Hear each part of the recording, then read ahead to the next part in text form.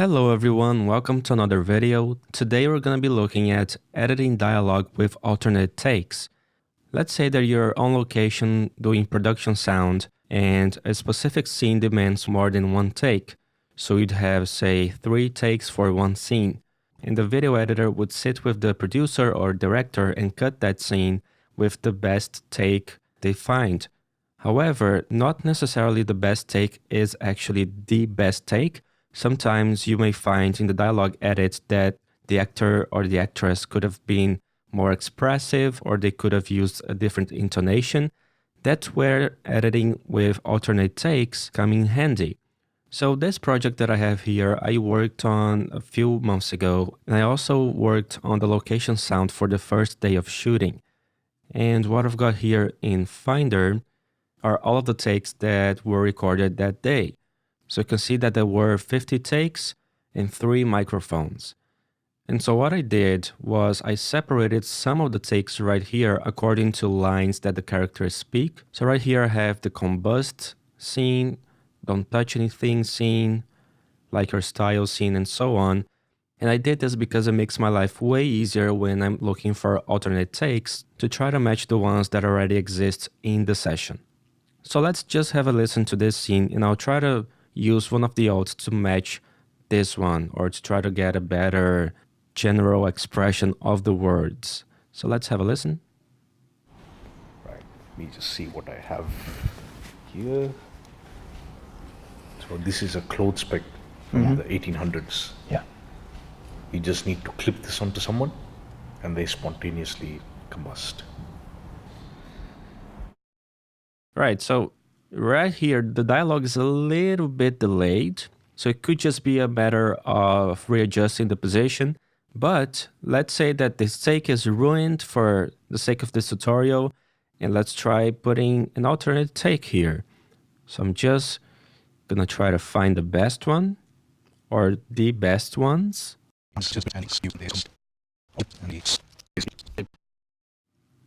just gonna line them up right here and copy them to this position right here.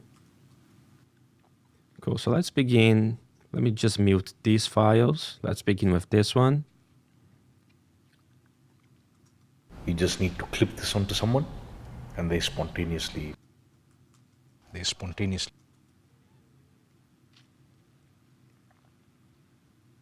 And if you clip this onto someone, they spontaneously combust. Okay, this is going to be a little bit challenging. So combust is right here. Combust. They spontaneously combust. Okay, I'm going to leave this as it is right now, and I'm going to try to source another take. Combust. Better yet, we can try to match with the guide track. So it would sound something like this. Combust. Spontaneously combust. Combust. Okay. You could try some time compression expansion. Combust. Just a little bit more. They spontaneously combust. Did they blow up? Yep. They spontaneously combust. Okay, it kind of works.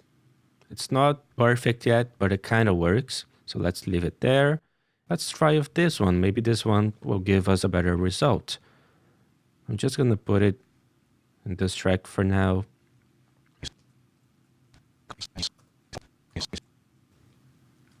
From the 1800s. Yeah. You just need to clip this onto someone. They spontaneously combust. It's not bad at all, right? So let's say I'm just going to erase this and move it up right here to the alt track. And I'm going to move the DX file. Let me just extend it back to... Oh, by the way, just a little tip. If you want to extend the very end of a file to the very beginning of another file, we just hit Control and it snaps, see? And I'm just going to move this file to the strip track right here because I'm stripping the original dialogue out of the dialogue tracks. So I'm just going to leave it there and move this up right here. And this one as well. And because these are also alternate takes, I'm going to leave them in the Alt 1 track right here. And I'm going to rename this as Alt. And this one as well as Alt. So now if I'm working with mixers, I can tell them this one I stripped out of the dialogue track and I replaced it with an Alt, which is right here. But I also have another Alt, which is on this track, if you'd like to use that. So let me just rename this as an Alt as well. And there you go. So it just makes everything easier to look at. Let's try working on another scene. And of course, these little gaps, you're going to have to figure out with room tone later on. And if you'd like to know more about room tones, I have a video about this already, which is called Creating Room Tone with Convolution Reverb. The link is in the description or at the end of the video. Anyways, let's move on. Okay, let's try sourcing something else to fill in this scene. So we have Like Your Style, Who Are You? And we can find Who Are You right here and Like Your Style right here. Let's just have a listen. I like your style, kid. You should work for me. I like your style, kid. Okay, I'm gonna grab this I Like Your Style. And let me check this one. I like your style, kid. You should work for me. I'm just gonna grab this one because I think that this one is the original one. So let's go back here.